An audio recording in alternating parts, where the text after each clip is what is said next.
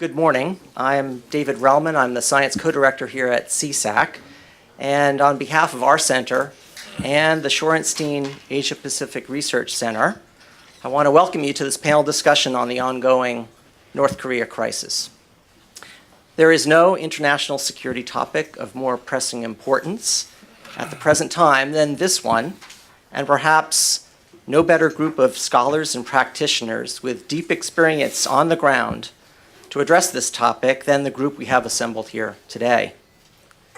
Our plan is for Gi-wook Shin to provide some opening comments, then introduce each of our speakers who will have about 10 minutes or so to make some comments. They will then engage in some conversation and intra-panel discussion, and then we will open this up to all of you for your comments and questions. Before I turn the podium over to Gi-wook, I want to first give a quick but special thanks to Scott Sagan, I'm not sure, Scott, John Lewis, and Sig Hecker, all of who provided important input into the planning of this event. I also want to thank Catherine McMillan for her tireless and thoughtful efforts in making this event happen. So, Gi-wook Shin is the director of the Walter Shorenstein Asia Pacific Research Center.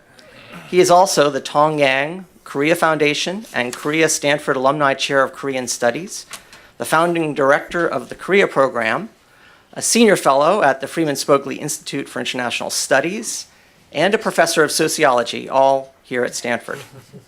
Gi-wook is a prolific and highly influential scholar whose work has focused on Korean nationalism and politics, Korea's foreign relations, and on historical reconciliation in Northeast Asia. Gi-wook, welcome. Okay, thanks, David. As a director of Shorenstein APAC, I'm very happy to collaborate with CSAC on this program.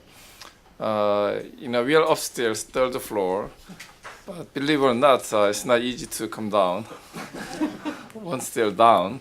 But we are here today, and I'm very happy, and thanks for organizing this panel.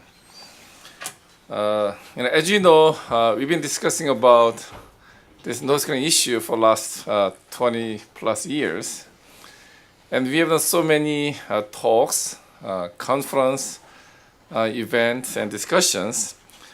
But whenever I do, or we do, I feel like we are back to square one. So hopefully we can try to make certain progress today's conversation. But as you know, current situation is not great. North Korea continues to develop nuclear and missile programs. And I think over the last couple of weeks, they tested like 2 or 3 more missiles, right? And we already know that they conducted 5 nuclear tests and continue to test missiles. And now we are quite concerned that they might develop ICBM reaching the continental United States within maybe a few years or 5 years. And there's no indication that they will stop either program. On the other hand, our president, Trump, has been sending confusing and conflicting messages regarding the North Korean problem. And unfortunately, we don't really have any key personnel, either the State Department or Department of Defense. And also, we still don't know who will be representing U.S. in Seoul. The U.S. ambassador left Korea like January, and the position has been vacant. So while North Korea is escalating tensions on the peninsula, I'm not sure whether U.S. has been well prepared to respond. Okay, South Korea just has a new president, and there is a higher expectation for more engagement with North Korea by the new government, but we're not sure, how if they do.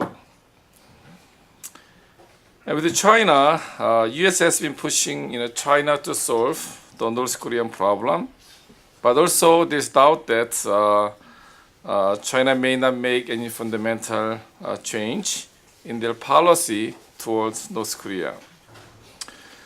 So today we'll address the North Korean issues from multiple angles, not only from the U.S. and South Korean perspective, but also from the North Korean and Chinese views. So I'm very happy to introduce an excellent lineup of experts. So to my right, Ambassador Kathy Stevens. As you know, she has had a distinguished career in the American diplomacy, including her post as American ambassador to Seoul a few years ago. And I think still in Korea, she is remembered the most, favorable ambassador among American officials. And she is with us at APAC as Bill Perry Fellow in Korean Studies. So Kathy will be speaking on the new South Korean government thinking and position on North Korea in the larger context of U.S.-Korea alliance. Okay, then we have James Person from Washington. He's now the director of the Hyundai Motor Korea Foundation Center for Korean History and Public Policy at the Wilson Center. Among other things, he has led the North Korea International Documentation Project that has been very well received among academics and policymakers. So he'll offer his perspective on the North Korean leadership in the current crisis, including a broader historical context, as well as thoughts on the China-North Korea relationship. The last but not least, Kathy Zellweger, who was a fellow or visiting fellow at CSEC. She was also a visiting fellow at our center some years ago. Kathy has spent a long time in working on humanitarian work in North Korea, and she actually lived in North Korea for many years. So today she'll share with us her view on the impact of the current crisis on the North Korean people and how sanctions and changes in Chinese trade are affecting them. So once again, each speaker will talk for about 10 minutes, and then I'll lead some discussion among our panelists, and then we'll open to the floor for Q&A. So, Kathy. Yeah. Thank you, Kyo. Thank you very much for the introduction and for your leadership, and David for your leadership, and thank you for all being here today. I'm reminded as I look at all of you and some familiar faces and some new acquaintances that this is one of the reasons I'm so glad to be at Stanford. I mean, the day after Memorial Day, we get a turnout like this for a subject like this, and I really appreciate not so much the quantity as the quality and the variety of the voices here, and I really look forward to a very lively discussion today. I have been asked to talk about the South Korean perspective on the title of this panel, the North Korea crisis. And actually, one thing I was thinking about is I don't think there are a lot of panels, and I've been in Korea 40-odd years, off and on, living there for about 11 of those years. There are not too many panels where they actually call it the North Korea crisis, because it's been a situation, if you like, since 1953, since the signing of an armistice, of course, which Syngman Rhee did not sign up to because he wanted to continue to work for the reunification of Korea. But in any event, it's been an ongoing, existential threat in many ways to South Korea, and something that has evolved. I was back in Korea in late April and early May with the Stanford group, and I have to say there was a bit of a sense of crisis there then, although most people were focused mostly on the upcoming presidential election. But that crisis had a bit to do with nervousness that there was going to be some military action led by the United States, with the reported and then amended reports of U.S. Movement of military assets and so on. And it was one of those few times I can think of over the many years that I've been in and out of Korea where a few Koreans sort of said, yeah, I actually did think about what would it look like, to actually have military conflict here and what would I do about it. But, over the years, people have been, gotten pretty used to dealing with it. I think people here are often surprised that South Koreans seem so, blasé about what is a big threat. Certainly, throughout the crises, people learned to live with them. Somebody said to me, actually, when I came back, didn't you find Koreans were really, really stressed out by what was going on? I said, South Koreans are the most stressed out people in the world, but it has to do with life in South Korea. And they've kind of gotten, as I said, sort of used to North Korea.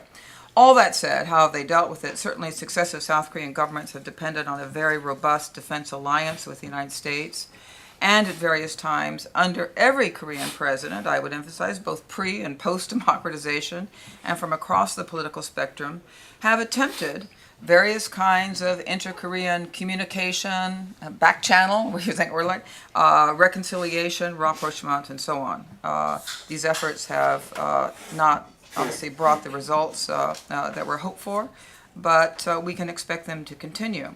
I think the other point I would make about, just before talking about the new Moon government, about public opinion in South Korea, is I think it remains divided over North Korea. Some think that maximum pressure or even military force to bring about collapse and reunification is in the end the only way that this is going to be resolved. I think that's a minority of the population, but that is certainly a very deeply held view among some. Others think that it's worth it to try to lower tensions through dialogue, assistance, gradual opening, and even if there is more skepticism in some camps, given the disappointing experiences of some of the sunshine years, that even if it doesn't resolve problems, at least it's a way to manage them and to lower not only tensions but risk. When it comes to North Korea's accelerated and growing nuclear and missile capabilities, which is, I think, what we're kind of focused on and what we think about more when we think about the North Korea crisis today. There is a humanitarian element too, which I'm sure Kathy will talk about. I think attitudes in South Korea have evolved and are still evolving. I think in the 90s, it was seen as mostly something the U.S. would kind of manage, and that was the agreed framework, of course, was a bilateral agreement between the U.S. and the DPRK, funded and supported by South Korea, Japan, and the EU, but very much a bilateral kind of issue, and that's kind of the way Pyongyang wanted it too. I think through those years, and I'm not going to go through all the history here, but through those years, I think many South Koreans, I heard this on many occasions, even up to the last few years, saw North Korea's nuclear program as mostly a kind of a bargaining chip. I'd heard many South Koreans say, well, they would never use it against us. They've already got their artillery. They can take out Seoul with that. This is a larger strategic deterrent and or bargaining chip. I do think that South Koreans are less sanguine about it now. I think they recognize that, and I would agree with this anyway, say that Kim Jong-un has I think demonstrated a real doubling down on the development of a capability, including an intercontinental ballistic capability that South Koreans recognize is affecting U.S. strategic calculations and in a way that has huge potential ramifications for South Korea as well. But in the midst of all that, I just wanted to say again, the biggest issue in South Korea over the last 6 months has been its own domestic politics. South Korea does have a new president, of course, Moon Jae-in, who is from the progressive/liberal party in Korea, the Democratic Party. He's only been in office for 3 weeks, less than 3 weeks, I guess. Yeah. He was elected 3 weeks ago today. About 3 weeks. Yeah, about 3 weeks. There was a poll, Gallup poll, if it matters, done last week in Korea, on May 23rd, May 25th, I think, and it showed, this is numbers anybody would like, that even though Moon received only 41% of the popular vote in a multi-party race, he won by a healthy margin, But as of last week, 88% of the respondents in South Korea think positively about Moon. Expectations are very high. Another question that was asked in the poll is which country is most important, I guess other than South Korea, I guess implicitly maybe not, in establishing peace on the Korean Peninsula? 55% said the U.S. was the most important, and then China at 36%. And then they were asked about leaders of these countries. And 24% had a favorable impression of Xi Jinping. And this is probably kind of low, but not unexpected given the kinds of pressures that China has put on South Korea in recent months, including de facto sanctions over the deployment of the U.S. anti-missile program, the THAAD program. 9% had a favorable impression of President Trump. He was bested by Mr. Putin, who has a 13% favorable rating. So these are some of the challenges that I think President Moon faces as he approaches the dual and connected issues of his North Korea policy and U.S.-South Korean relations. Now, President Moon won on a platform that had more to do with South Korea's domestic issues, economic, inequality issues, corruption issues, than foreign policy or North Korea. But of course, as his political lineage is clearly the sunshine policy of Kim Dae-jung and Roh Moo-hyun. He was Roh Moo-hyun's chief of staff. And during the campaign, Moon Jae-in did pledge to honor that legacy, even while recognizing that conditions on the Korean Peninsula and the stance of North Korea has changed. President Moon has moved a lot faster than President Trump in appointing officials in the Blue House and elsewhere. Certainly in the Blue House in particular, their experience is not surprisingly, in the Sunshine Policy and implementing that of Kim Dae-jung and Roh Moo-hyun administration. And I do think there is and will continue to be a strong push from within the administration to open up a stronger North-South inter-Korean element to the North Korea policy. I do think it's interesting that his new foreign minister designate, she has not yet been confirmed, does not come from the tradition of North Korea policy, U.S. ROK alliance management policy. She comes from multilateral affairs and actually out of the UN. And I would also make the point that Moon supporters, and many come from now a younger generation, and by younger I mean those in their 20s and 30s now. And it's my own view, I don't have polling to back this up, although I think I could probably find some, that this younger generation and those who were out on the streets calling for change in South Korea's democracy may have somewhat different views of North Korea than even the somewhat older progressives. That they have been shaped by some of the crises of recent years, including the sinking of the South Korean ship, the Cheonan, the shelling of Yeongpyeong Island. I always call it the first crisis in South Korea having to do with North Korea that was caught on smartphones, I always say, as I saw people watching almost lifetime video of the shells coming down on a South Korean island. So I think that the mix, if you like, of the progressive camp is maybe a little bit different than what it was 10 or 15 years ago in South Korea. I think it's pretty clear, and we've already seen some signs that President Moon will want to start on this effort to put his own stamp on policy towards North Korea with the restarting of humanitarian work. He has said and made clear that he wants to find ways of doing that does not impinge or violate existing international sanctions, to which the ROK, of course, has signed up. But virtually all humanitarian exchanges had been suspended by the previous Park Geun-hye government after the January 2016 nuclear test.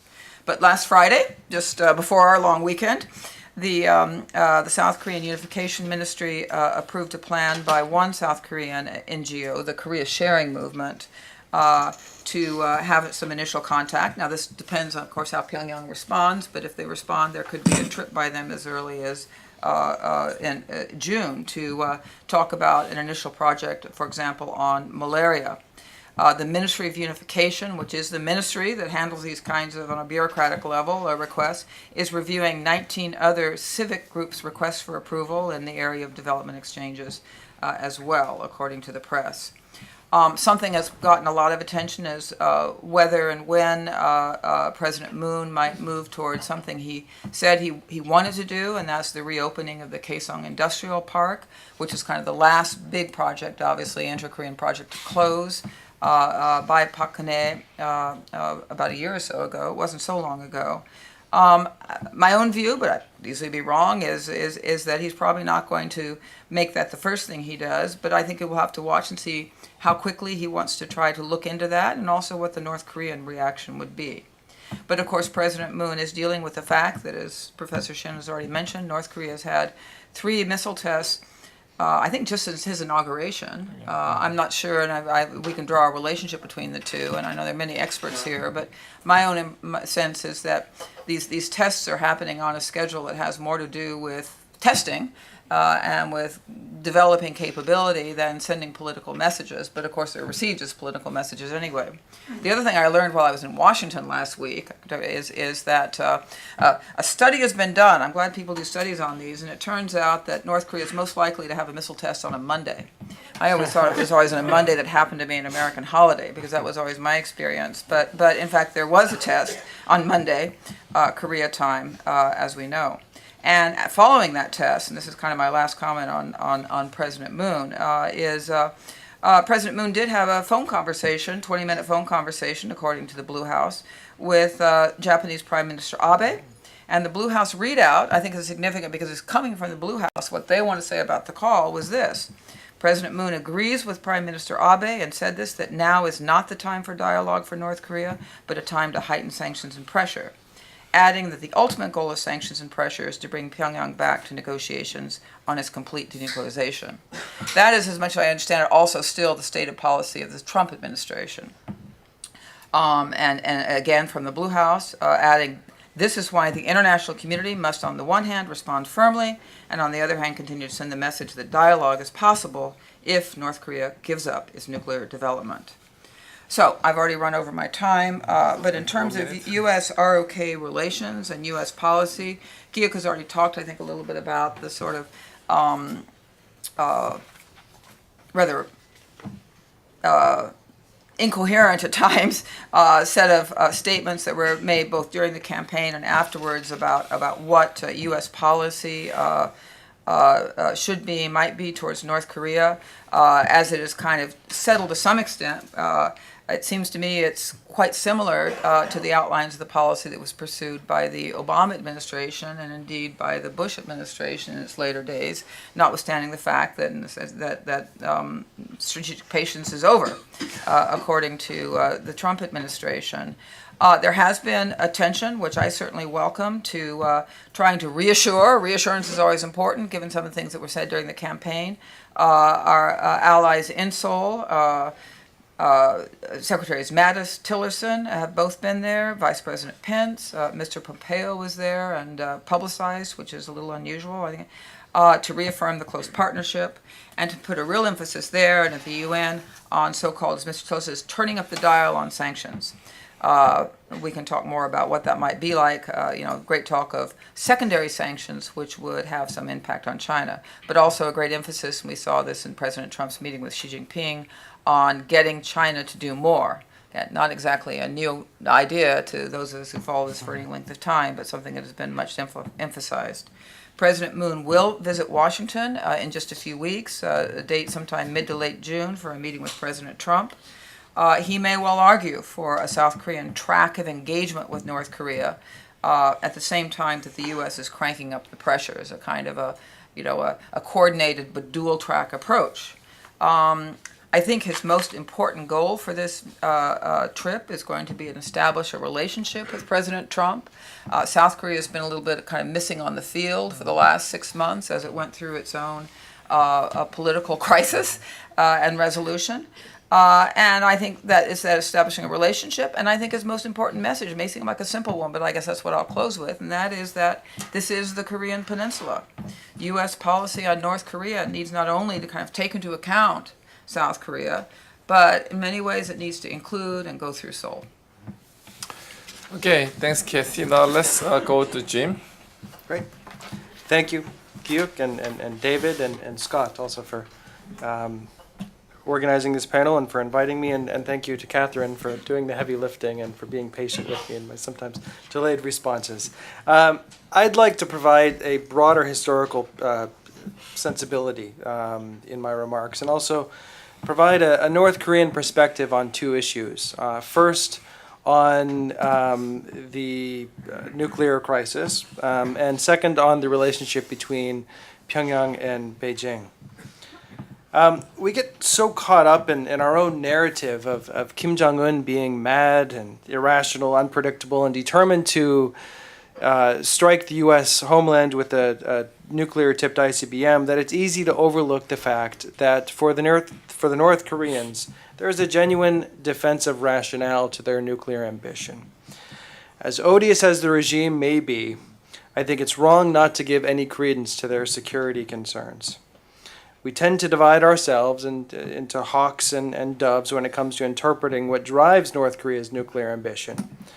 Hawks tend to focus more on psychological tendencies, extortionist motives, or revisionist intentions. Doves, by contrast, believe North Korea feels threatened militarily, particularly after the collapse of the socialist camp and the loss of their patron allies. Taking a longer-term historical perspective through an analysis of materials that I've obtained from the archives of North Korea's former communist allies over the years, one can clearly see or clearly identify a sense of mistrust of a malign and predatory world that has been at the basis of North Korea's foreign and national security policies since the inception of the regime. And this is toward foe and friend alike. It is not a new phenomenon. That emerged as a result of North Korea's political and economic isolation. It's also not connected directly to the loss of their patron allies after the collapse of the socialist camp. For several decades now, North Korea has been a paranoid regime which believes that only the possession of nuclear weapons will guarantee their external security. Historical documents that I've been able to work with from former communist allies reveal how key national security policies were impacted by U.S. actions around the world, by developments in South Korea, and by the perceived lack of credibility of the Soviet Union and China. For example, the key national security policy promoted by Kim Jong-un today, the so-called Byungjin line, or the equal emphasis policy, was introduced over 5 decades ago in response to the military coup in South Korea that brought to power Park Chung-hee. One can even trace, or one could argue that you can trace the origins of Pyongyang's pursuit of a nuclear deterrent to the perceived unreliability of the Soviet nuclear umbrella in the early 1960s. The North Koreans are also keen observers of global developments, and they draw important lessons from the experiences of other authoritarian regimes. The lesson that North Korea learned from the Bush doctrine of democratic regime change is that the United States engages in preventive or preemptive wars against regimes it does not like, and supports regime change in others, but only in countries that do not possess nuclear weapons. This was the case with Iraq, which had an unrealized nuclear program, and Libya, where the leader voluntarily abandoned its nuclear program on a promise of improved relations with the West, only for Gaddafi to be executed in the street by NATO-backed rebels. Again, this is from North Korea's perspective. More recent actions by the United States in Syria have reinforced these lessons for the North Koreans, and many officials in the Trump administration suggested that the recent Tomahawk missile strike in Syria and even the use of the mother of all bombs in Afghanistan were also signals to North Korea. And if you look at the statements of North Korean officials in the wake of these two actions, they've received the message loud and clear. North Korea's response to the Syria raid was that it, quote, proves 1,000,000 times over, unquote, that they're right in developing a nuclear deterrent. North Korea's Vice Minister of Foreign Affairs, Han Song-yeol, told the BBC, quote, we'll be conducting more missile tests on weekly, monthly, and yearly bases, end quote.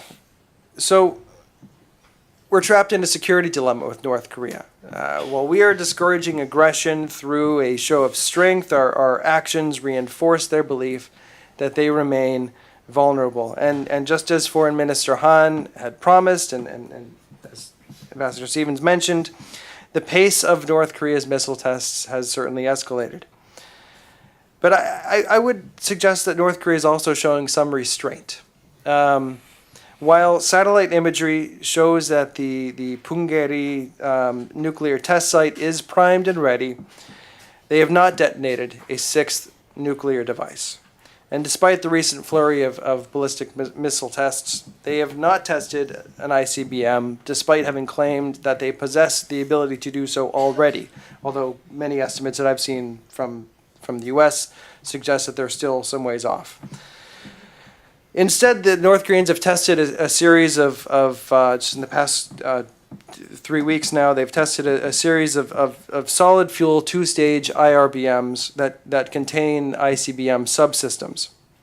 While these are indeed provocations, one could interpret these tests as North Korea signaling that they are stepping up to, but not crossing the red line essentially drawn by President Trump when he announced via Twitter that North Korea's development of an ICBM, quote, won't happen.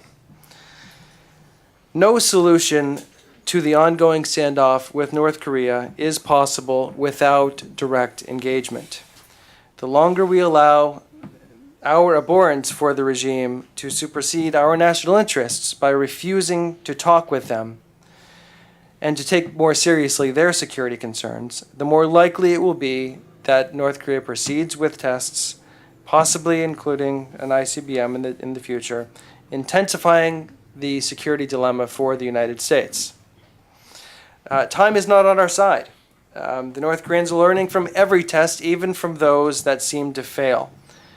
While denuclearization should remain Washington's long-term strategic objective, in the shorter term, Washington, I think, would be wise to consider a bold Nixon-style initiative that addresses Pyongyang's security concerns directly in exchange for an indefinite freeze or halt to North Korea's nuclear and missile programs, and for the return of inspectors. If it is rejected by Pyongyang, the United States would be better positioned to consider sterner measures, but I think we need to put this to a political test. But any measures taken by the U.S. must be supported by South Korea, by the South Korean government, which, as Ambassador Stevens has noted, is more favorably inclined to engagement with the DPRK. They should also be coordinated with China, which brings me now to the second issue I was asked to address, China's role and interests. While China should be consulted, China should not be in the driver's seat. I think there is a fundamental misunderstanding about the relationship between Pyongyang and Beijing, and this misunderstanding of that relationship really has impacted U.S. policy toward North Korea since the late 1970s. Materials from the Carter administration suggest that as we were moving forward with the normalization of relations with the PRC, we determined that there was no intrinsic value to talking with the North Koreans directly. And so the Carter administration decided to let China deal with North Korea. And this has been more or less the default policy of the U.S. over the past 3+ decades. And there were occasions, as many people in the room know directly, or from their direct experience, when we did engage more directly, but the more or less default policy has been to rely on China's, what we believed to be China's influence. So we essentially outsourced our North Korea policy to China. But again, I think this was based on a fundamental misunderstanding of the relationship between Pyongyang and Beijing. And at the core of this misunderstanding was the question of how close the two regimes were and how much influence China had over North Korea. Now, there's no doubt today that China has greater economic leverage over North Korea than any other country. Between 85 and 90% of North Korea's foreign trade is with China. That gives China an enormous amount of material leverage over North Korea. But there are clear limits to Beijing's willingness to use that material leverage to pressure Pyongyang through sanctions. If China were to more fully utilize its material leverage, it could bring North Korea to its knees, which is what the United States hopes to achieve. It could also bring about state collapse. But that won't happen. While Beijing's support for Pyongyang appears to be softening, China will not destabilize North Korea. China has its own interests on the Korean Peninsula that go back centuries, and those interests do not align with those of the United States. The Korean Peninsula has long posed a massive security problem for China. And you can't understand China's present-day approach to North Korea except against this background of the history of Chinese concerns about the peninsula as a source of insecurity. Today, China's leaders do not view the actions view actions that destabilize North Korea as in their interests because of unpredictable potential outcomes. And no amount of pressure from the United States will alter this. They don't want to bring about state collapse on their border, and they don't want to deal with the messiness that would immediately accompany state collapse, including the massive refugees streaming across the border. And Chinese leaders don't necessarily want a Korean unification if it means having on their border a U.S.-allied unified Korean state. Chinese leaders, it seems, would sooner live with a nuclear North Korea than risk state collapse on their border and the loss of a buffer state. Now, while China does have material leverage through its trade with North Korea, China does not enjoy the ability to, at will, exercise political influence over North Korea. Historical materials that I've looked at over the years reveal that there is a profound sense of mistrust at the basis of the relationship. North Korean leaders perceive China as being overly interventionist and not respectful of Korean sovereignty. And I'd be happy to discuss some of the key episodes in the relationship in the Q&A if there's interest. But as a result of this mistrust, Chinese leaders do not have a free hand in North Korea. They can't simply pick up the phone and call Kim Jong-un and tell him to cut things out, something that President Trump believed possible until his meeting with President Xi at Mar-a-Lago when he learned that things were more complicated. If we ask China to directly exercise political influence over North Korea, we are essentially asking China to do precisely what North Korea has most resented over the past 6+ decades. And it's only going to antagonize Pyongyang even further. This means that the United States needs to take a much more active role in dealing with North Korea, particularly since the regime uses the perceived existential threat from Washington to justify its pursuit of a nuclear deterrent. And again, I think we will need to take seriously North Korea's security concerns, which historical materials reveal are not simply the justification of a madman hell-bent on securing on nuclear weapons, but have been at the basis of North Korea's foreign and national security policies for nearly 7 decades. Thank you. Okay, thanks, Jim. Let's finally go to Kathy. Thank you. Well, I'm delighted to be back at Stanford, and thank you for organizing this panel. I come from the humanitarian aid crowd. So 22 years of humanitarian aid to North Korea. Where are we today? That's one topic. And then I will also talk a little bit about the impact of aid and the impact of sanctions. Let me start with that in March, the UN sent out the 2017 Needs and Priority Plan, asking for 114 million US dollars to meet the basic needs of 13 million vulnerable people in the DPRK. What are the issues today? Malnutrition, no longer famine, but chronic malnutrition is a major concern, driven by a lack of sufficient diverse food, inadequate health care, and poor access to water and sanitation services. External assistance plays an important role in safeguarding the lives of millions of people. Expectations on aid agencies are high, and so is the challenge with the severe lack of funding. An example, in 2016, for a similar program, the funding level was at 26% only. So US dollars 44 million were received to assist 13 million vulnerable North Koreans, and that means $3.38 per person. That doesn't go very far.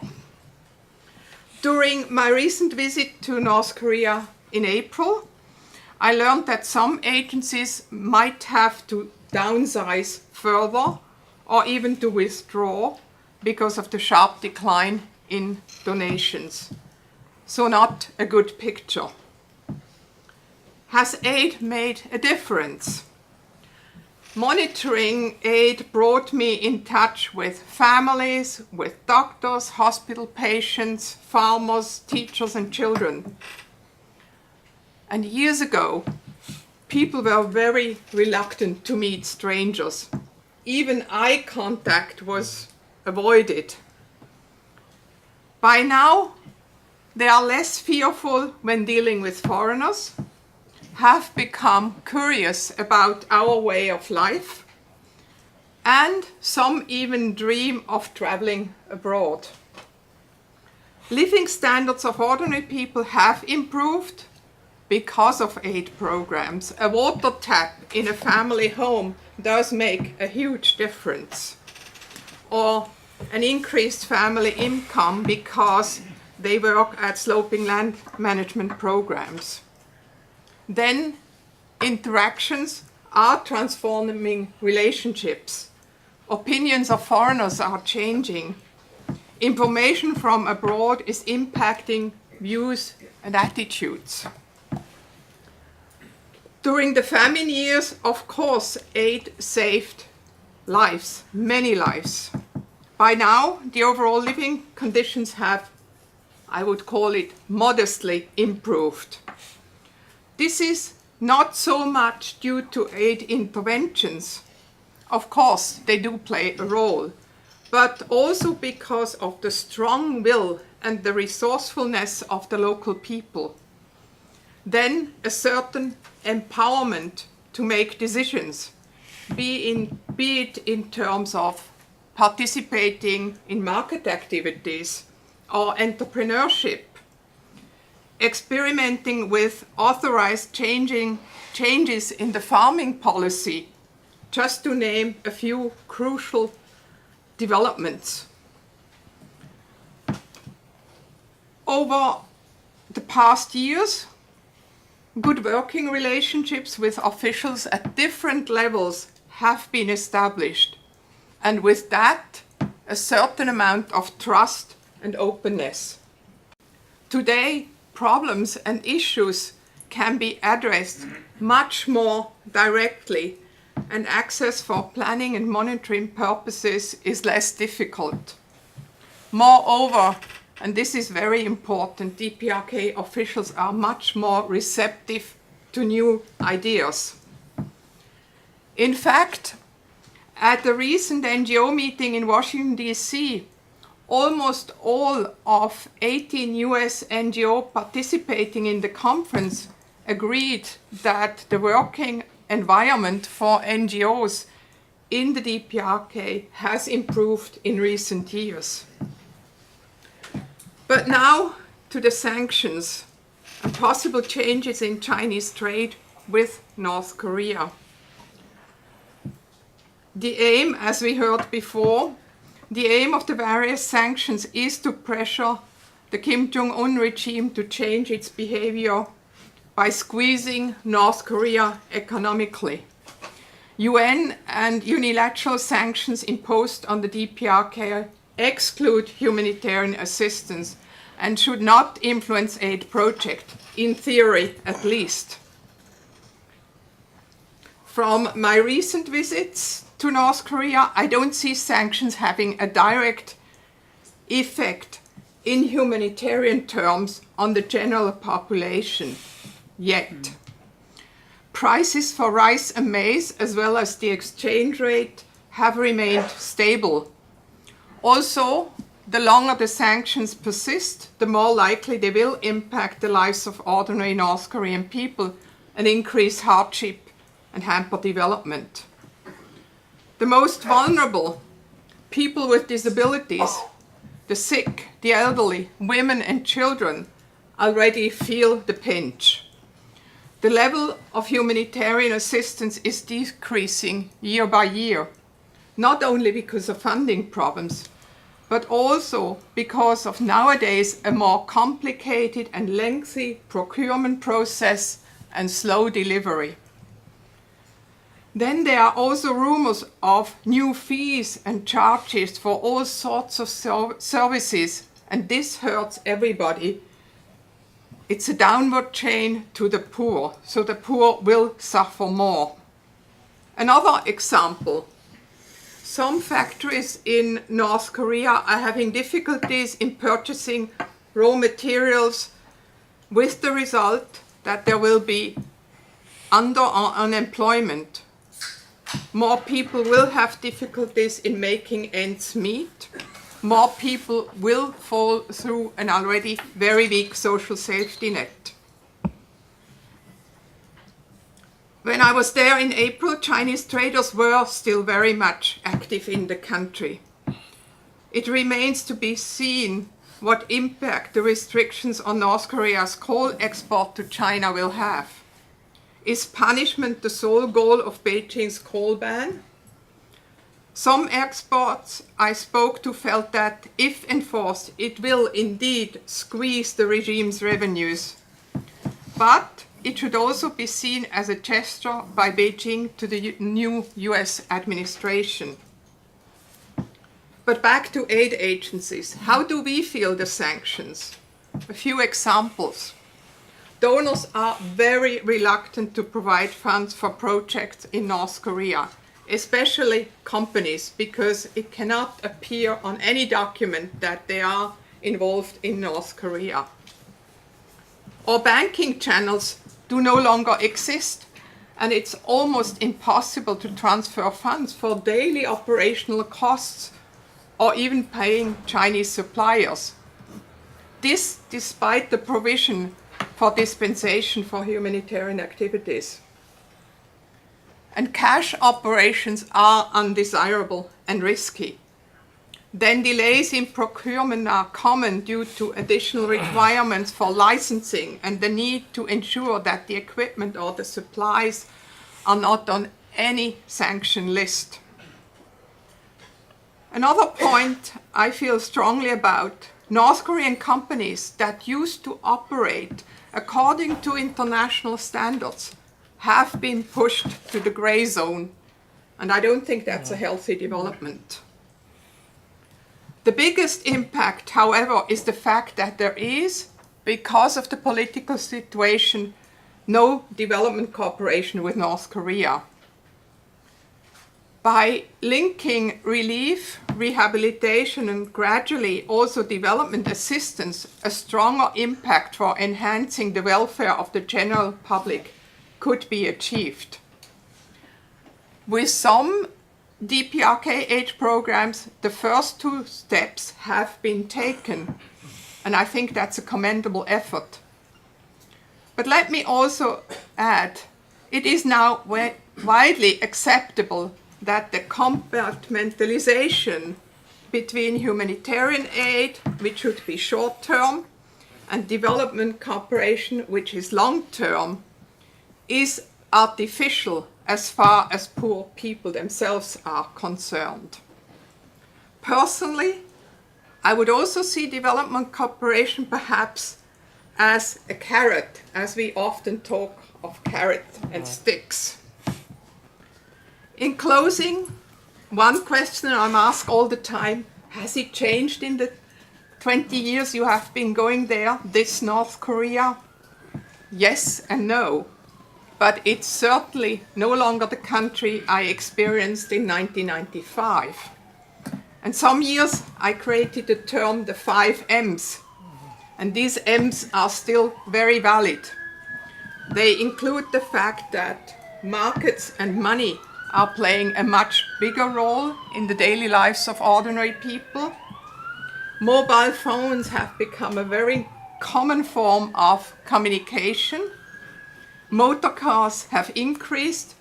And lastly, in Pyongyang, but also in other cities, there is a small middle class developing. Today, I would even add another M, and that is that mindsets, particularly among the younger generation in Pyongyang, are changing. So in closing, from my viewpoint, pressure and sanctions will not solve the problem on the Korean Peninsula. In fact, sanctions frequently increase the resolve or determination of the country being targeted by sanctions, both at government level and among ordinary people. I am convinced that only engagement offers a chance to address issues in a constructive and peaceful way. Thank you. Okay, thank you very much. Okay, I'm going to start our conversation by asking one question to each panelist, and then I'll open up to the floor. So let me start with Kathy about South Korean policy towards North Korea. Obviously, he's only in 3 weeks.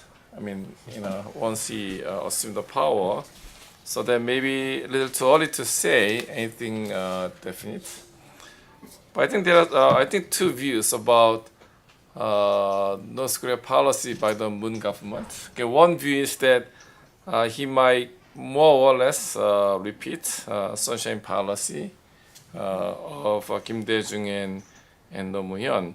About 2 years ago, I presented at a public hearing at the National Assembly about North Korea policy. At the time, Mr. Moon was a member, and he was basically saying that Kim Dae-jung and Roh Moo-hyun government made a lot of progress in inter-Korea relations. But then once Lee Myung-bak came into power, and they basically all destroyed any progress. So, one indication is that he might go back to sunshine policy, like Sunshine 2.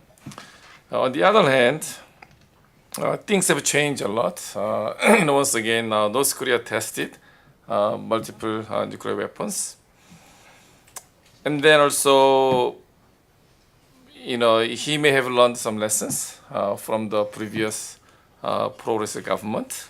So rather than pursuing Sunshine 2, he might pursue his own, you might say, moonlight policy toward North Korea. So is it going to be Sunshine 2.0 or Moonlight?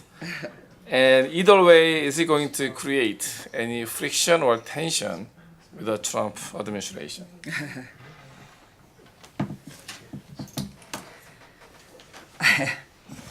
Well, my crystal ball is always cloudy, but I think if we look at President Moon's own political pedigree, the things that have shaped his career and his thinking, and the people he's brought into the government, I think they remain proud of what they tried to do, and feeling that particularly in building some lines of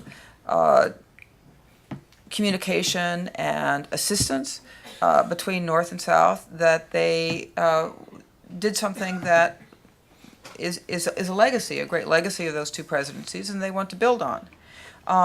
At the same time, I think they are also very mindful, and particularly with with a new administration in Washington that is very unpredictable, that they need to take this step by step. And I think that's what we've seen in these 3 weeks is a focus on trying to reinforce some of the traditional pillars of the alliance and try to build a relationship with President Trump and take it from there. But I imagine that President Moon will want to discuss with President Trump and with others in the U.S. administration why Seoul needs to play a rather differentiated role. I don't know if he would put it that way, but I think something like that. And I sort of wonder if he will. I doubt that he's going to revive the use of the word sunshine. I think that probably doesn't make a lot of sense, but certainly he can, as I said, respect the legacy and carry it on. I mean, the two things that have changed most, I think, in North Korea, well, I mean, and Kathy has mentioned some of them in terms of some economic changes, a differing relationship with China, but also you do have a new leader in Kim Jong-un who we don't know very well. He's been in power now for almost 6 years, and he has not traveled outside of North Korea. He has essentially met with, almost no foreigners, leaders or others. Some people think one of the reasons is because of his age, In Korea it really matters who's older than whom, but he's in his early 30s. But I think that it's a generational change that South Korea will have to take into account. And of course the other issue I think is the nuclear issue and the way that has really shifted over since Roh Moo-hyun was in power.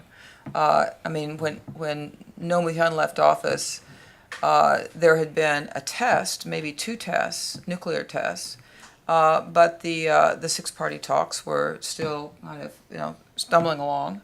And there was the joint statement of principles, which did reflect an effort to work with the United States and China to address the security concerns of North Korea. Because I agree on the importance of that, but I think that has become even more difficult to think about how you do that absent, if it is acknowledging, recognizing, acquiescing in North Korea's desire to be considered a nuclear weapon state. So I think that's going to be very difficult for him. Okay, thank you. So this is for Jim. So you mentioned about our misunderstanding of China's influence on North Korea, which I agree. And I guess we're not only people who believe that we sometimes we misunderstand Chinese influence on North Korea. But then one has to wonder why then U.S. government has continued to press China to make an influence on North Korea. Is it because of misunderstanding or misperception of China's role, or there's no viable alternative to outsourcing to China? Well, great question. And I have asked many people why we continue to believe China holds all the cards, but haven't gotten a great answer. Many people just keep going back to the narrative of the Chinese helped the Koreans during the Korean War. They saved North Korea from being wiped off the face of the map. But and I'd like to remind them that a lot has happened, or a lot can happen in succeeding decades, and we're talking over 6 decades now. And there are countless incidents where, as I mentioned, the North Koreans feel that the Chinese were being overly interventionist or not respectful of Korean sovereignty, starting with the Korean War. The North Koreans look at Chinese actions during the Korean War as they were not comfortable with a foreign military apparatus coming in, taking over control of field operations, and there were well-known disputes over the use of railroads, for example, during the Korean War, where the Chinese essentially told the North Koreans they could not use their trains for reconstruction, and so the trains were standing still and became easy targets for American bombers. Just shortly after the war, you see Soviet reports talking about the North Koreans holding this bitter resentment toward the Chinese, blaming the Chinese for not allowing offenses to continue and not kicking the Americans off the peninsula. Within 3 years of the Korean War, you had this major incident, domestic political incident, and China directly interfered by dispatching Peng Dehui, who was the commander of the Chinese People's Volunteers. And there's no question about it. They directly meddled in North Korean affairs in this incident. The Cultural Revolution is another period where the North Koreans will turn back to and identify tense moments. I mean, tense moments is perhaps the understatement of the century here. There were border clashes, military clashes on the border in the vicinity of Paektu Mountain. You had Chinese Red Guards rounding up ethnic Koreans in Manchuria, executing them and sending them across the border on trains, with little notes attached to them saying, "This is going to happen to you next, you little revisionist." Chinese troops entered North Korean territory. The Chinese were openly criticizing Kim Il-sung, calling him a fat revisionist, because he was straddling the fence in the Sino-Soviet split. 1980, you have another incident where the Chinese openly oppose Kim Jong-il's succession to the leadership. Now, up to the late 19th century, of course, it was the right of the Chinese emperor to confer legitimacy on a Korean monarch. But for the North Koreans in 1980, it was unconscionable that China felt that it had the authority to express an opinion on who would succeed. So there is a profound sense of mistrust that goes back decades at the basis of the relationship. And again, I just don't know if it's because we don't study history well or apply the lessons of history well, but we got it wrong in the late 1970s when we made the decision in the U.S. that there was no intrinsic value to dealing with the North Koreans directly, and decided to outsource that policy, or our North Korea policy, to China. But that, for the better part of the last 3+ decades, has been the go-to policy. But I'm hoping, I'm fairly optimistic that that's changing. Your eyebrows raised there. I know. I guess you're not so optimistic, but it's interesting to see how when I release these historical materials, these conversations between North Korean officials and other communist leaders, where the North Koreans are saying repeatedly over the decades, "We don't trust China, and here's why." 1, 2, 3, 4, 5. At first, when I started releasing these materials, to see people, to share these with officials in Washington, they're like, "Well, I don't know about this." Yeah. But now people are accepting these and looking at these materials and, yeah, there is this mistrust in the relationship. We understand now. So hopefully we'll begin to see some changes. Okay, great. Okay, Kathy, I love your concept of 5M. Mobile, motor, money, market, middle class, now adding 6M, mindset. So what will be overall or long-term impact of these 5Ms or 6Ms? Sorry, I couldn't What the overall or long-term impact of those 5Ms or 6Ms on North Korea? Well, I think the long-term impact is really the last M, that mindsets are changing, because especially with North Koreans now having mobile telephones, the communication flow among themselves has increased so much that quickly they can call their relatives on the other side of the country and tell them what's happening. This was not possible some years ago, so that makes a huge difference. But of course, a lot depends what happens next in terms of aid programs, in terms of North-South relationships, and of course the US too. And I do think we need to look at long-term assistance and not just short-term.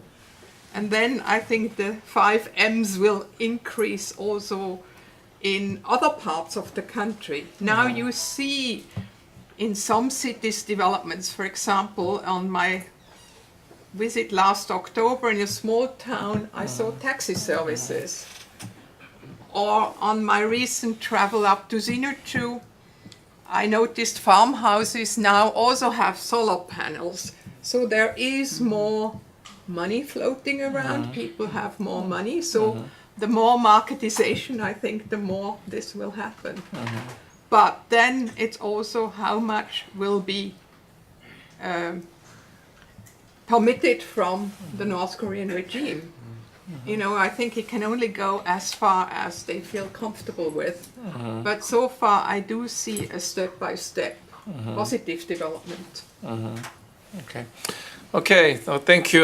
We have about 20 minutes, so I'd like to open to the floor. So if you can identify yourself briefly, also, make comments or question, and if you want to direct to any specific panelist, that's fine. So I see Don Emerson.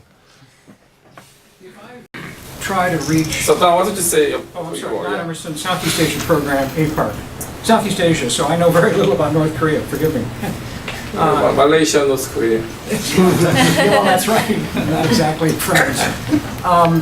If I try to read between the lines and come out with some kind of a U.S. policy recommendation from the panel, and forgive me if I'm distorting what you've said, I reach the following conclusion: that you have presented implicitly a devastating critique of Donald Trump's approach to the North Korean issue.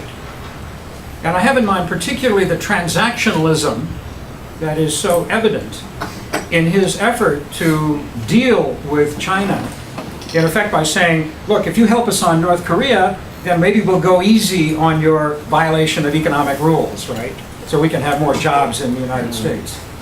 If you help us on North Korea, then maybe we will tolerate your primacy in the South China Sea. Now, admittedly, there was a freedom of navigations operation that was run off Mischief Reef just a couple of days ago, but I think the conventional wisdom there is that this does not portend a hardening of U.S. policy. It's an effort essentially to enable Secretary Mattis on the 2nd of June in Singapore at the Shangri-La Dialogue to project an image of reassurance, which essentially would be a false image from Trump's own standpoint.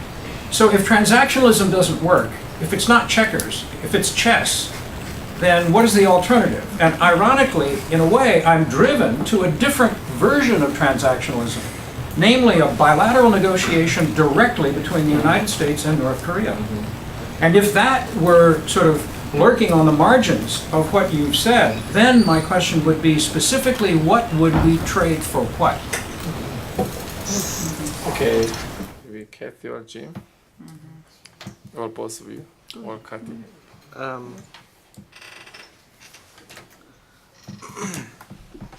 Don hears from me all the time. But No, well, great question. Some would argue some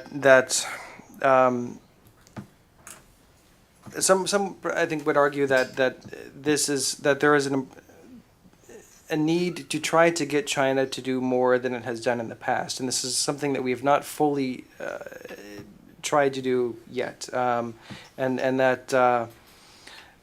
Perhaps this transactionalism in dealing with China, using the tremendous amount of leverage that the U.S. has through its trade with China to get China to ramp up its pressure will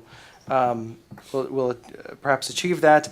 I'm less confident for the reasons that I stated. I do not think that China will use the amount of pressure necessary. I think they will use a minimum amount of pressure to please the United States, but they will. But again, because our interests on the peninsula are so fundamentally different, I don't expect China to do nearly enough to achieve the goal of bringing North Korea to the negotiating table. Getting them to cry uncle after having their arms twisted behind their back and returning to the negotiating table. Certainly not in the timetable that we hope for this to happen.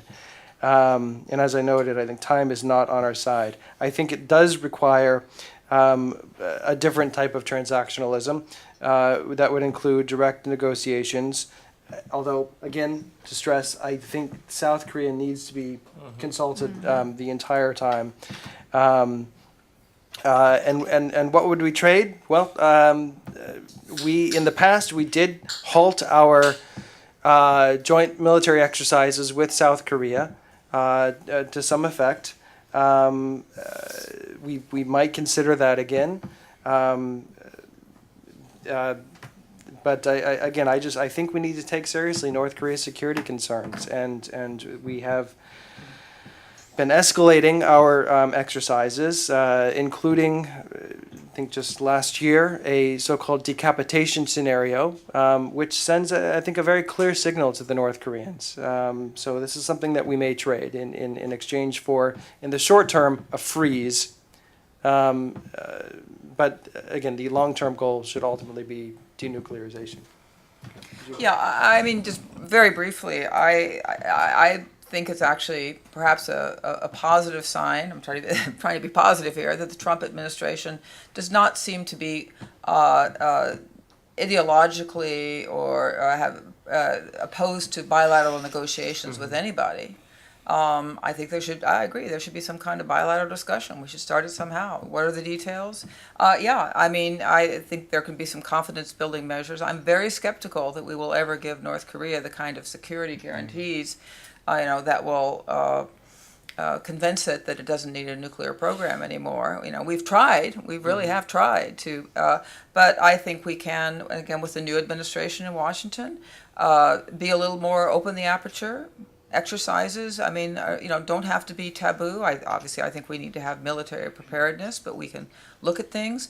Sanctions or something too. The point of view of sanctions, I think, is it's a tool, and the tool is to get a negotiation going. It's part of diplomacy. It's not part of punishment, at least in principle. So yes, what does North Korea have to give back? This is where you get into, clearly they're in a different place now with their programs than they were 10 years ago. The progress towards denuclearization is going to be a much, much, much longer road and winding road. But I still think there has to be a theoretical notion that there is a road there. And that it will take time, and as many things do in life and in diplomacy, we have to pursue it. I mean, and China, I think we've already kind of covered that. I too think this reliance on China, there are some historical reasons for it. Maybe there's just sometimes I used to think that maybe we looked at China and North Korea the way that China looked at us and South Korea, like we should just be able to get them to do whatever we want in South Korea.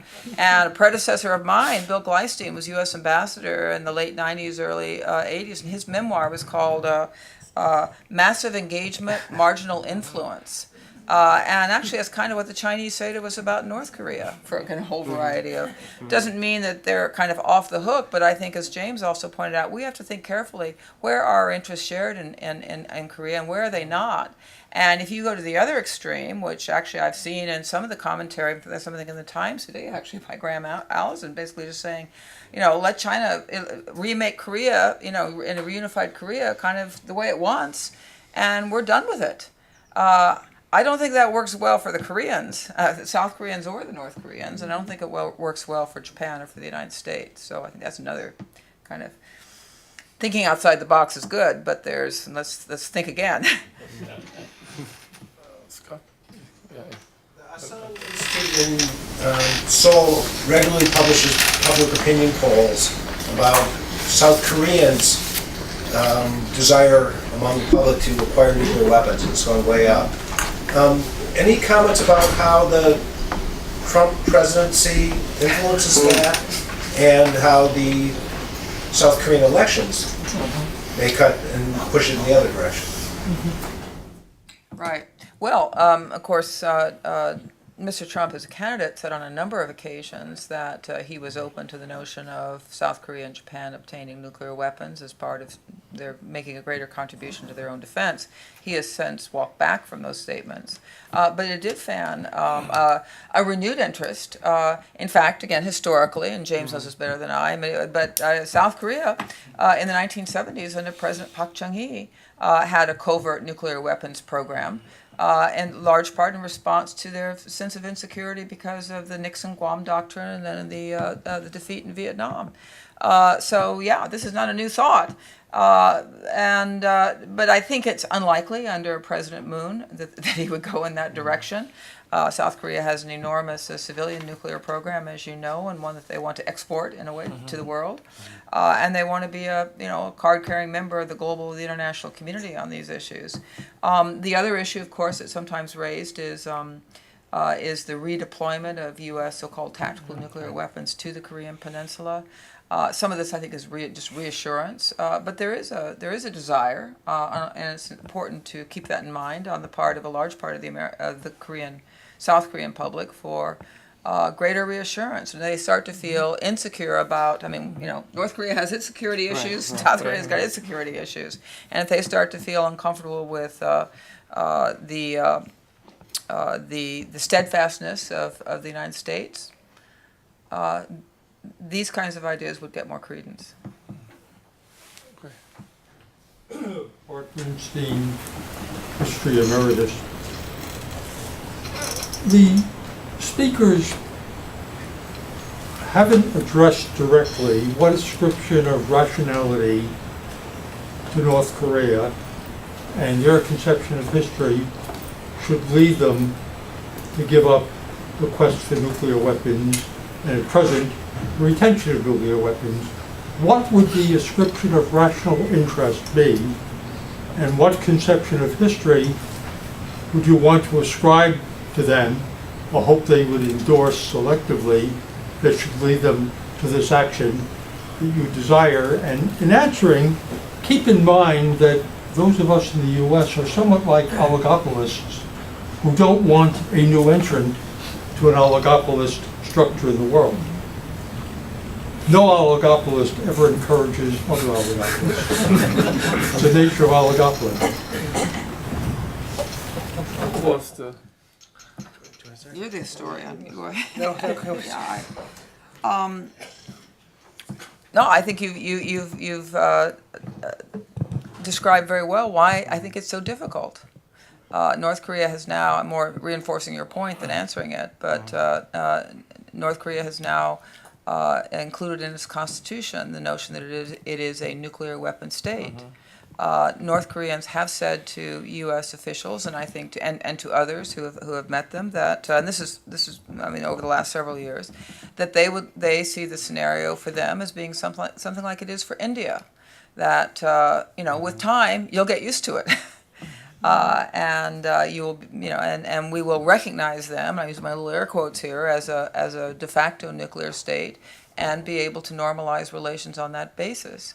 How do we persuade them that we're not going to do that? I think for now it's very difficult. I think they think we may do it if they can just tough it out. And I think that's where you get into the notion that just by tightening sanctions, by making it impossible for them to continue this, that they will then have to make what the previous administration called a strategic decision. But I think so far we haven't gotten to that pain threshold to make them consider that. And to get them to that pain threshold, Kathy and I were talking earlier. Frankly, and I think we both agreed, sanctions are uniquely ineffective in many ways against North Korea because they've done such a very good job of insulating themselves over the years. They've essentially been living under sanctions-like conditions, for better or for worse, since 1953, the end of with the Korean War armistice. They've done a remarkable job over the years of mobilizing indigenous human and material resources to compensate for the lack of outside goods. They are willing to let a segment of the population perish, and in this case, it's the as you mentioned, the poorer people in North Korea before they allow sanctions to really impact the regime or the vital interests of the regime, and that meaning the Kim family and the patronage network that supports it. And then, of course, they enjoy the protection of China. So, I mean, it's going to take a lot longer for North Korea to make that, or to be forced to, or to feel that pinch, where they're forced to make that strategic decision to either abandon or at least return to negotiations with the U.S. or with the international community to consider abandoning the nuclear program. Okay, so we don't have much time left, so let's collect maybe 2 or 3 questions and then maybe answer all together. Yeah, Tom and Tom Finger from APARC. Thank you all. My question hinges on the use of the term crisis to describe what's going on in the presentation. I would suggest that we call it a crisis, but we don't act as if it's a crisis. That time not on our side, that applies in terms of daily production of physical material, but I'm not sure where else that applies. So the question for all of you want to deal with is, have the events you've described, the developments you've described, increased or decreased, whatever it is that constitutes the crisis, the election of Moon Jae-in and what he may do, the way in which Trump appears to have kicked down the road U.S. policy to see what China can do on the issue, the incentives or disincentives for Kim Jong-un to see what he can do with the new president in Seoul. That it's not clear to me. We clearly have a problem that we have to manage because we can't solve it immediately. But the developments, including what Kathy said about the economy, is doing better. It's changing. Is it getting better or is it getting worse? And if it's getting better, why would we do anything to change the trajectory if there is risk of making it worse? Okay. Very quickly, when I look at North Korea, I can't tell whether we're trying to calculate the interests of the North Korean state or a dynastic North Korean leadership regime, which leads to a question which is impolite for these settings: assassination. Comment? Okay, Zig. Very short question to build on Tom's. What, in your opinion, actually constitutes the crisis? Okay. Okay, probably, yeah. Yeah. Hi, my name is June Lee. I'm a rising undergraduate at Stanford. I have a question for Professor Zellweger, actually. So we know that sanctions remain a tool for the U.S. and the international community to pressure North Korea to meet international priorities. So what steps can aid organizations take to minimize the impact of sanctions on the delivery of humanitarian aid? Okay, let's say one final question, David. Just go ahead. Thank you. So if United States, Daniel Kalesi, CSAC Honors alumnus, if the United States is the country that is probably most responsible for discouraging South Korea and Japan from acquiring nuclear weapons, why can we not use that as our negotiating leverage with the Chinese and potentially Russia in terms of, and North Korea in dealing with the crisis? Okay, so I think we have several questions, so maybe let's start with Kati. So, Yeah. whichever question you want to answer. Yeah. please. Well, there was one directly to me about what aid agencies do to minimize the impact of sanctions. It's a very valid question, and I must admit we can't do that much. First of all, a lot of the donations or aid that is given is bilateral or is through the UN system. So we have to follow the procedures. And these are very complicated, very time-consuming, and very frustrating at times. So I don't see that there is that much we can do. We have to follow the procedures, but find the ways to still help the poorest of the poor, because the sanctions should not affect the poverty-stricken people in North Korea. But I don't have an answer. If you have one, I would be grateful to hear. Okay, Jim? I don't know that we should be calling this a crisis, and I absolutely agree that we certainly are not treating it as a crisis. I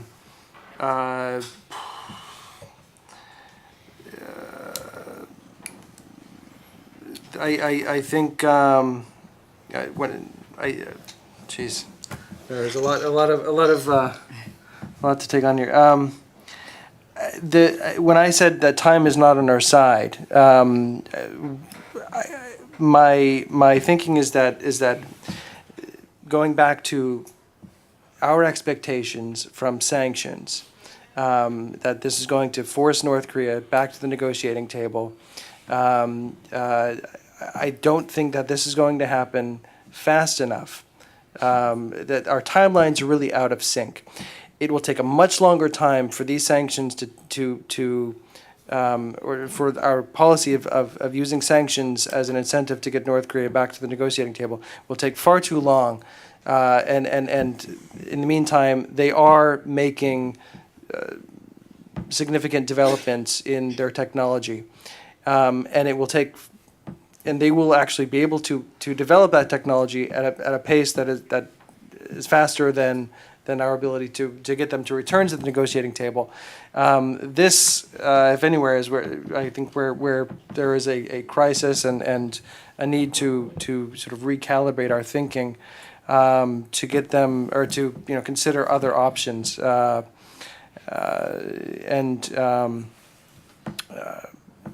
I mean that's if anywhere that's where the crisis would be. Okay, so your final say. Kathy. Okay, all right. Well, very briefly, I mean, first of all, on the final question about how about using the prospect that Japan and South Korea might develop a nuclear weapons capability if China is unsuccessful in reining in North Korea's. Well, we kind of tried that. Yeah. And I mean, I think it's a continuing sort of theme. But I mean, Japan and South Korea have their own reasons to think about, what path they want to take. I do think that one of the big challenges for the United States is with North Korea's determined, move towards being a nuclear weapon state. If we were to say, and I think that argument is kind of out there, okay, the reality is you have them, we're going to deal with you. I think that does have real implications for our non-proliferation policy, not only with our allies but worldwide, and that's a very challenging one. I would love to see the Kim regime end. I mean, putting aside the question of whether or not assassination as a state policy is something that the United States would pursue. I think any active engagement by the United States in regime change, we have to really think about what follows. And that's very challenging too. I would, obviously hope it would be something better than the Kim regime, but I'd hope we'd have a plan for the day after. I'm glad, Tom and Sig, that you kind of raised this, because I think what I was trying to implicitly sort of say at the beginning is again, in South Korea, a lot of what you said is kind of what South Koreans say. What's the crisis here? And is the crisis a little bit what's happening in Washington, or is it a created crisis? But I think if we look at the writing on this, it has been asserted, and we'll need another seminar for this. It's been asserted that when North Korea develops an ICBM capability able to deliver a nuclear warhead to the American homeland, to the American continent, that is a game changer. And that's not just Trump in his tweet. That's an assertion that's out there.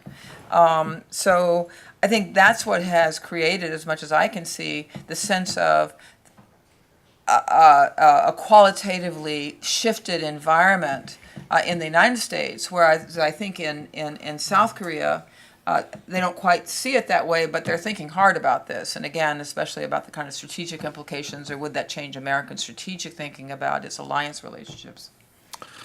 Okay, so with that, I'd like to end our session today. And once again, thank you very much, our panelists.